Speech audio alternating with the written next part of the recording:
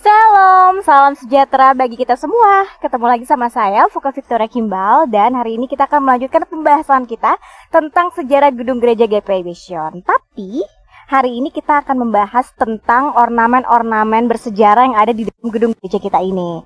Dan hari ini saya nggak sendirian karena saya ditemenin teman saya, Arta. Halo. Arta Gading. Wow. Bukan, itu mau. Oke, jadi Saya. Oke, Arta Sasa. Terima kasih atas waktunya. Sama. Aku ngapain nih diundang? Nah, Hari jadi memang hari ini tuh spesial banget. Akan menghadirkan narasumber super top Seriusan? banget. Demi apa? Demikian sekilas info. Oh, kalau aku sih demi kamu. Oh, penasaran siapa orangnya? Ikut aja yuk, kita ke dalam gereja. Let's go.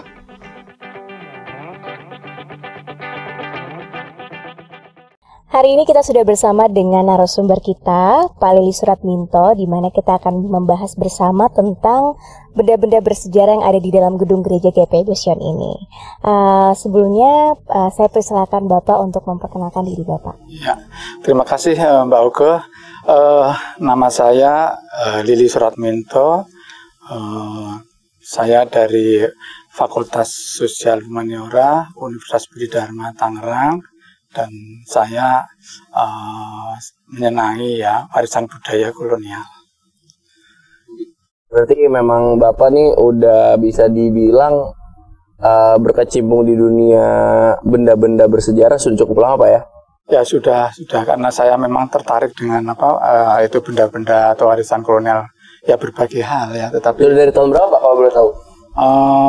Dari ya sejak saya kuliah. Sejak kuliah. Wow. Tahun berapa tuh Pak kuliah Pak? Kalau masih ingat. Kuliah saya mulai tahun 1977. Wow, itu saya belum lahir Pak. Iya, jangan angan Pak saya. Ya, kemudian saya benar-benar masuk ke bidang ini itu benar waktu menulis disertasi. Disertasi tentang apa tuh Pak? Disertasi saya tentang ini batu nisan VOC di Batavia ya dilihat jadi mereka ini dari komunitas Kristen ya, jadi di situ saya tertarik dengan karena saya bahasa, sebenarnya saya hanya bertujuan untuk menggarap masalah kosakata yang ada di situ itu. Ternyata oleh para profesor saya dianjurkan juga untuk memaknai itu lambang-lambang itu, karena lambang-lambang itu berbicara juga begitu. Baik. Nah tadi Ya, langsung kayaknya aja Fok udah ditunjuk-tunjuk nih Pak Lili. Kita penasaran banget nih dari tadi. Ini sebenarnya di belakang kita nih apa sih Pak? Mungkin Bapak, kita juga sama-sama bisa melihat banyak sekali lambang-lambang, ornamen-ornamennya ini apa ya Pak ya? Iya. Ini yang di belakang kita ini sebenarnya ini ada di bagian belakang dari mimbar di ruang kebaktian gereja Sion, yang dulu namanya bukan gereja Sion ya. Bukan gereja Sion tuh Pak, namanya dulu. itu Portugese Buitenkerk. Nah, artinya gereja Portugis yang ada di luar tembok Batavia. Karena sebelumnya tahun 1667 itu sudah ada gereja yang ada di belakang, yaitu yang di dekat jembatan Angkat. Di sana itu di kota Intan namanya, itu Portugese Buitenkerk. Gereja Portugis di dalam tembok, tetapi karena kesalahan waktu dilas itu kebakar. Oleh karena itu di sini ada yang di luar. Nah, ini sebenarnya adalah batu nisan. Batu nisan yang tadinya sebenarnya ada di dalam ruangan ini, ya. Dipindahkan ya Pak? Pada saat tahun 1808 zaman Gubernur Jenderal Daendels, semua batu-batu nisan harus dipindahkan ke Tanah Abang. Di sini ada 2.800-an itu batu nisan. Wah, tapi tidak semuanya bisa dipindah ya. Tapi jadi makamnya itu dari sini sampai ke stasiun Bios. Stasiun? Bios. Itu semua itu batu-batu nisan. Itu banyak. Ya. Jadi waktu saya meneliti di sini juga banyak menemukan gigi-gigi. Dan ini salah satunya nih Pak ya. Jadi ini salah satunya. Ini uniknya ini nisan ini ditemukannya malahan di Surabaya. Jadi batu nisannya. Ya, ini di Surabaya. Kemudian oleh ini pemerintah dikembalikan kemari karena itu mengandung nama ini. Boleh dibaca ya? Boleh Pak, silakan Pak. Yang sebelah kiri ini itu jadi Heroes onslapen in den Heer op 18 Mei 1653 dan edele Heer Karel Reinersen in zijn leven Gubernur-Generaal van India. Nah, jadi di sini beristirahat pada tanggal 18 Mei 1653 Yang Mulia Tuan Karel Reinersen pada masa hidup beliau adalah Gubernur Jenderal India. Kemudian sebelah sana ini makam istrinya. Oke, makam istrinya yang tadi bawa bacakan sebelah kiri Pak ya. Nah, jadi ini suaminya, ini istrinya makam bahkan mungkin lebih dulu meninggal. Hier leidt begraven de eerbare Juffrouw Judith Bara van Amsterdam, huisvrouw van de edele Heer Karel Reiners, Raad van Indien, sterf in het jaar ons Heeren Jezus Christi 1646 dan 21 Juli uit 26 jaren 10 maanden. Artinya demikian. Di sini ya dimakamkan yang mulia Nyonya Judith Bara dari Amsterdam. Wanita ya istri dari Tuan Karel Reiners. Nah, waktu itu belum gubernur rupanya. Waktu itu suaminya masih anggota Dewan Hindia, meninggal pada tahun tahun Masehi. Onsiron Kristi tahun Masehi 1646, usia 21 Juli, usianya 26 tahun 10 bulan. Tapi tidak disebutkan berapa hari sisanya ya, biasanya itu. Jadi tuh ini waktu dia meninggal suaminya masih jadi anggota. Kalau masalah dia meninggal sudah menjadi gubernur gitu, ya, betul. Begitu Pak ya. Jadi gubernur kan di sana itu gubernur tidak lama kan usianya. Biasanya zaman dulu itu usianya mereka tidak lama karena mereka di sini itu masih memakai adat istiadat dari Belanda, pakai baju yang tebal, malahan tidur juga ditutup ininya ruangannya sehingga tidak ada oksigen yang masuk sehingga mereka umumnya cepat meninggal. Pak. Coba ada satu gubernur yang namanya Mat Shaker itu usianya sampai 70 lebih. Nah, tapi dia itu oleh istrinya dikasih baju yang tidak pakai lengan. Gitu. Jadi itu justru biar hidupnya lebih lama ya. Belum sadar mengenai itu. Saya melihat nih ada kayak gambar anjing, ini ada maknanya nggak ya Pak? Oh ya ada. Kalau anjing itu artinya ini setia. Setia. Jadi kalau Anda melihat lukisan-lukisan abad ke 17-18 selalu ada gambar anjing. Itu maksudnya bahwa itu lambang kesetiaan. Kesetiaan ya Pak ya. Ya. Terus saya juga melihat ini sebelah yang berbentuk seperti itu apa ya Pak? Itu apa, daun kah atau? Yang mana? Itu daun akanthus ya. Artinya distilir. Biasanya makam-makam Belanda itu sering pakai itu lambang keabadian. Keabadian. Ya, jadi karena daun akanthus itu tumbuhnya di Eropa, dan pada saat musim winter ya, musim dingin tuh dia tetap hijau ya. Tetap hijau ya Pak. Jadi makanya abadi kan. Oke. Menarik sekali.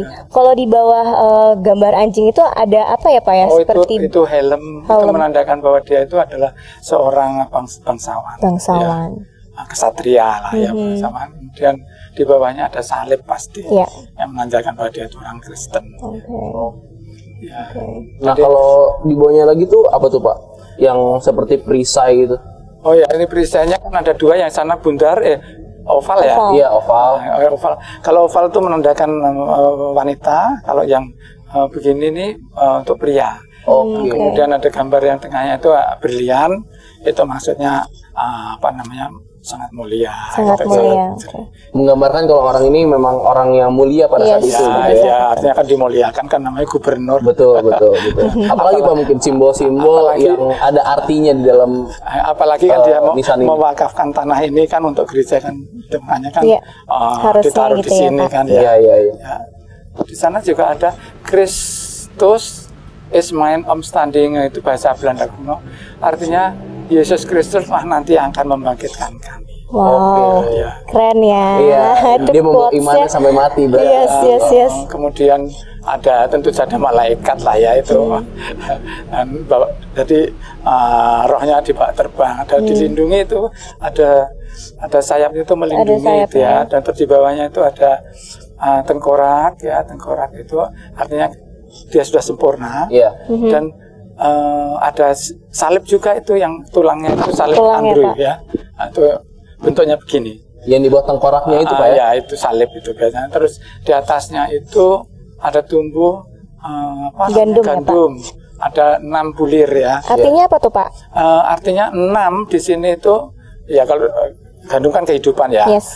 Tapi kalau 6 itu artinya itu cinta dan harmoni. Ya, harmoni. Jadi Anda di sini lihat itu ada tiang 6 jubel kan.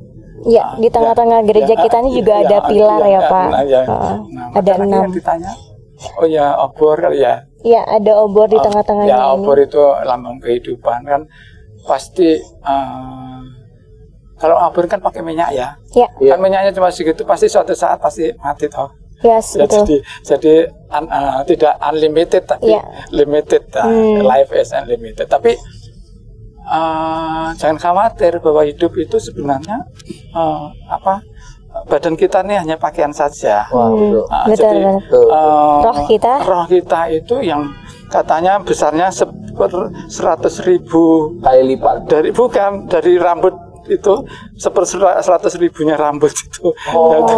Itu yang udah tahu ya, udah ada alat yang bisa melihat. Iya. melihat kan. roh ya Pak. Nah, rohnya itu sudah dilindungi, itu ada malaikat di situ kan. Nah, apalagi jadi itulah sebenarnya itu untuk manusia yang masih hidup juga. Iya.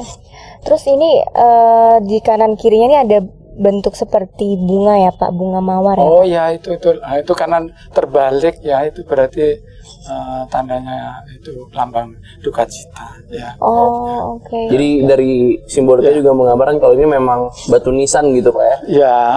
Ya tapi memang bentuknya demikian, dan ini termasuk yang bagus ya. Yes, Ya, dari malah bentuknya dipakai untuk ini ya, kalau kita bikin PPT itu ya. Itu tayangan kan ada bentuk yang begini ya. Iya. Persis ya. Jadi ini bisa dibilang batu nisan peninggalan Belanda yang bagus pada zamannya Pak. berarti ya? Ya bagus ya, antara lain karena sebenarnya batu nisan itu tujuannya kan di samping untuk itu juga untuk supaya mereka keluarga siapa ini kan gitu. Iya. Jadi itu kan prestise juga. Nah, Betul.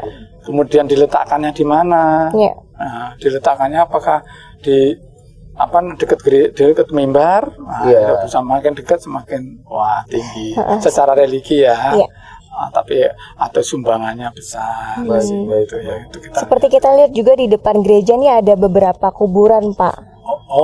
Iya, ada itu ya. Itu yang menarik kuburan Zwaardekroon ya. Yes, itu Pak. Nah, itu namanya Zwaardekroon. Ya, itu gubernur jenderal. Tapi Swart itu adalah pedang, Kroon itu adalah crown mahkota.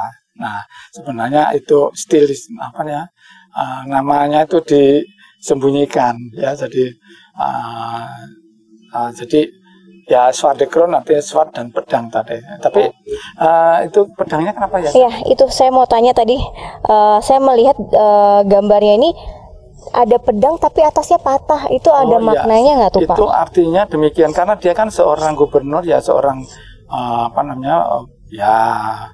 orang yang fight itu yang yang harus bertempur, berjuang pada saat itu. Dia selalu mbak pedang.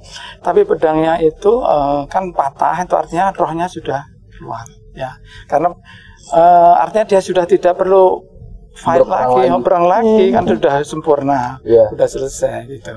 Ya, Berarti maksudnya kematian itu adalah kesempurnaan, Pak ya? kesempurnaan itu dalam bahasa kalau orang-orang Kristen itu ada bahasa Yunani, bahasa Romawi, Latin maksud saya itu hic metadolorum.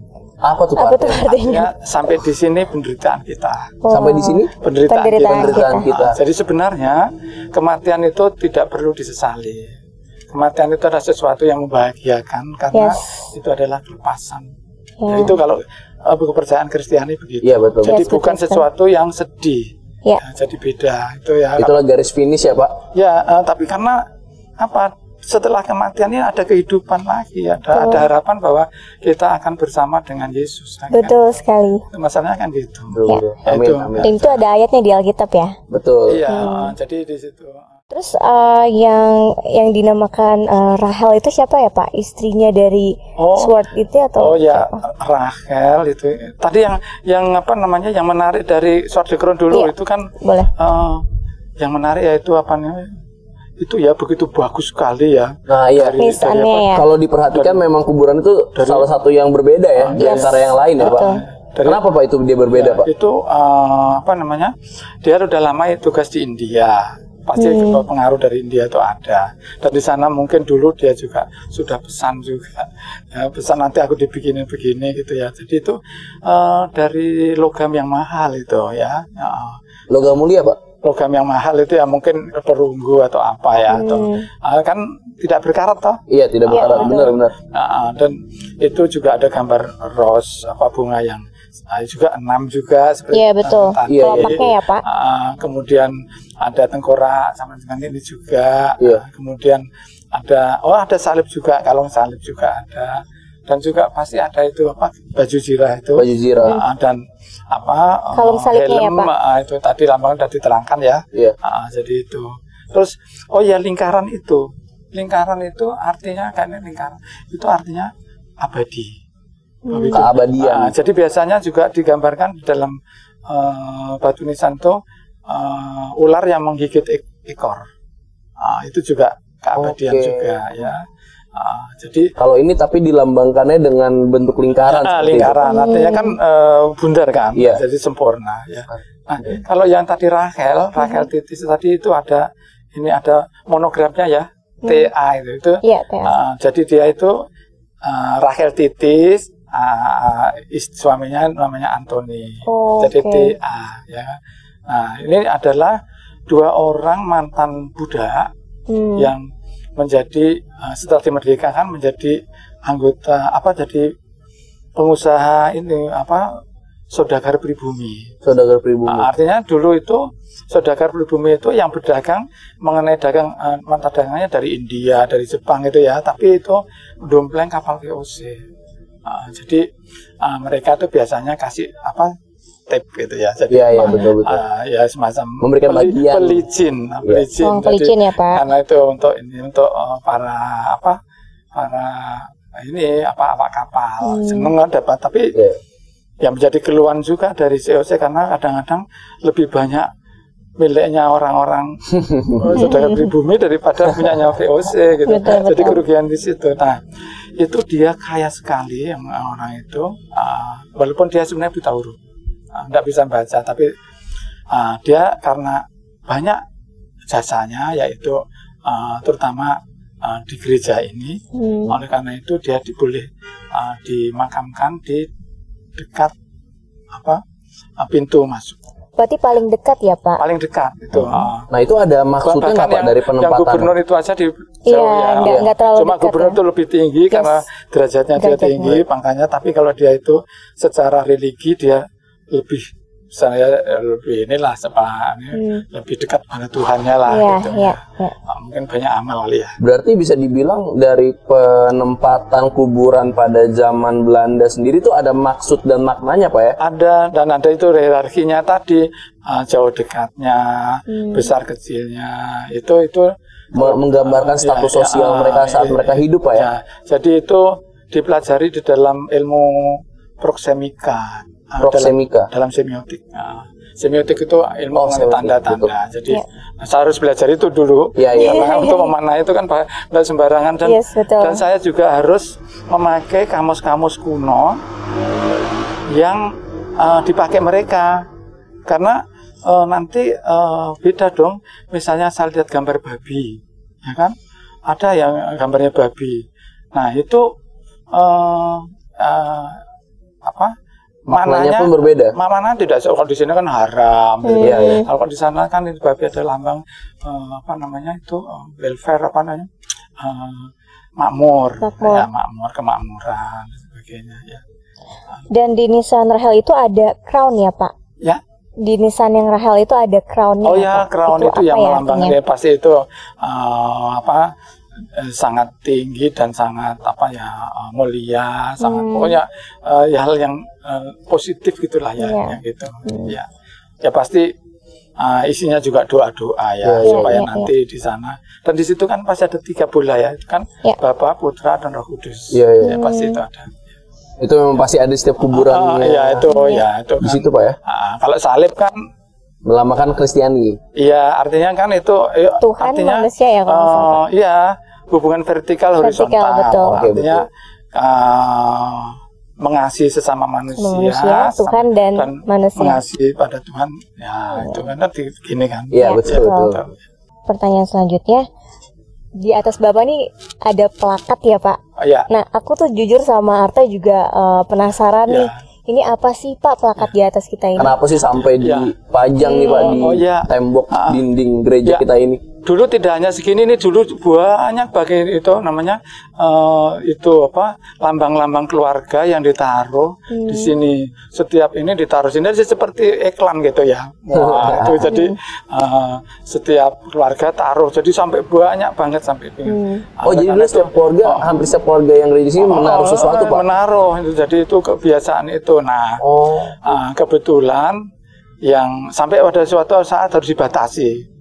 Nah di sini di atas ini itu adalah kembar ya sana sini itu sebelah kiri dan kanan sana kepunyaan sama. Itu siapa namanya? Baron Kettle. Ini namanya Baron Kettle. Baron Kettle itu siapa? Yaitu adalah seorang ningrat lah di sana, namanya seorang pangeran lah ya dari Belanda. Ada tugas di sini, diangkat jadi opsir. Kemudian ditugaskan di Malabar, India. Nah, itu tahun 1708, kemudian sampai 1715. Tapi akhirnya pada tahun 1715 itu terjadi salah paham, sebenarnya ada peperangan di sana. Dia dianggap ceroboh. Oleh karena itu dilaporkan bahwa dia tidak bagus sebagai manajer gitulah ya. Ditarik ke sini, ditahan. Selama ditahan itu tentu saja usaha untuk memerdekakannya itu. Jadi karena sudah dituduh bahwa dia itu telah melakukan kesalahan besar, ya, sehingga kerugian banyak kan peperangan. Nah, tapi akhirnya dia itu dibela oleh itu Zwaardekroon yang tadi dimakamkan sama. Makam yang di depan tadi kita bahas Pak ya. Nah, pas dia dibebaskan, tapi pengacaranya yang ceroboh ini malah jadi dihukum dia. Pengacara yang dihukum Pak? Dihukum, karena dia itu pengacara. Tidak tahu itu ya, bisa aja pengacara dihukum. Nah terus dia ini itu dimakamkan di sini tanggal 19 Juli 1719. Padahal tanggal 19 Juli. Kemudian 4 hari sebelumnya itu sudah dibebaskan dengan membayar kerugian denda dan sebagainya. Sayangnya cuma 4 hari kemudian dia meninggal dunia. Setelah dibebaskan dia meninggal. Nah, pemerintah merasa bersalah, berdosa telah menghukum orang yang bersalah. Oleh karena itu untuk merehabilitasi namanya, dia ditaruhkan ini yang paling gede 2 sana ya, supaya orang lihat itu bahwa pemerintah pun bisa salah dalam pengadilan. Jadi 2 ornamen di dinding ini hanya untuk merehabilitasi nama satu orang. Iya, nama orang itu. Ya. Kalau yang kan kecil-kecil tuh. Iya. Nah, jadi itu supaya dia kembali namanya Baji bagus itu. Jadi Pak, siapa sih yang mendirikan gereja ini Pak? gereja ini yang bangun tuh seorang insinyur, namanya itu kan Ewald Verhagen. Itu arsitektur Belanda ya Pak? Itu tapi dia sendiri tahun itu sayangnya dia tidak sampai selesai. 1 tahun sebelum selesai dia meninggal dunia. Ya. Jadi yang membangun sendiri belum sempat melihat hasilnya Pak ya? Belum ada. Itu Ewald Verhagen itu. Tapi juga dia anggota dari Kerkfabrik. Kerkfabrik itu yaitu dewan di gereja yang tugasnya untuk mengurusi pembangunan, juga hal-hal menyediakan peralatan dan sebagainya itu yang ada di gereja lah ya. Baru selesai itu pada tanggal 23 Oktober 1695, 325 tahun yang lalu. Nah, itu ada pentahbisan pertama, artinya resmi ada kebaktian yang dipimpin oleh Theodorus Sas itu ya. Nah itulah makanya resmi menjadi sebuah bangunan gereja yang khas, bentuknya itu bukan gereja kubah, tapi ini adalah gereja memang bentuknya seperti rumah ya. Jadi rumah. Jadi karena itu lebih familiar gitu ya. Dan jadi nyaman Pak untuk orang-orang. Jadi untuk yang ini jadi tidak seperti masuk gereja. Kalau nanti belakangan dibangun juga gereja yang sana itu gereja kubah. Itu yang akhirnya gereja kubah toh akhirnya roboh. Dan dirobohkan karena ada gempa, maka sekarang sekarang menjadi museum wayang itu. Ya, jadi tadinya ada gereja megah di situ, gereja kubah. Itu ceritanya. Udah banyak banget nih Pak yang kita denger nih tentang dari awalnya. Tentang nisan ini, lalu ornamennya di dinding, kuburan di depan, sampai ke gedungnya sendiri. Ya, ada suasananya, ini suasana company ya. Lihat apa namanya lampu-lampu yang digantung itu kan khas VOC. Betul. Terima kasih banyak Pak atas waktunya. Ya, sama-sama. Ya, mudah-mudahan apa yang kita bicarakan sore ini, hari ini ya itu ada ya sedikit memberikan manfaat. Juga amin. Terutama untuk jemaat gereja ya yang suka masuk sini supaya lebih mengetahui ya Pak, dan lebih merasa di rumah gitu. Betul. Dari mengenal bagian-bagian yang ada dalam gereja ini gitu Pak ya. Ya tidak kenal maka tak sayang.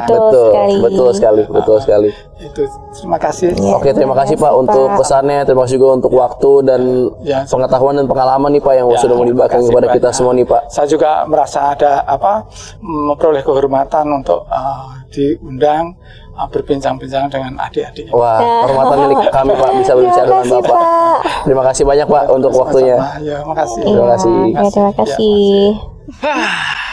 Wow. Seru banget tadi. Biasa. Keren banget ya ternyata sejarah tentang gedung gereja Sion kita ini. Luas banget sejarahnya sih. Apalagi tadi Pak Lili ngejelasin komprehensif banget ya sih. Bener-bener detail dari definisi bahasa Belandanya ditranslate ke bahasa Indonesia, arti-arti simboliknya dalam ornamen yang ada di gereja kita ini, dan masih banyak banget lagi yang tadi aku dapat, dan aku pulang dari kegiatan hari ini dapat banyak banget sih pengetahuan yang baru. Thank you so much. Makasih ya udah mau nawarin. Ya. Aku duluan. Bye. Sampai ketemu lagi ya.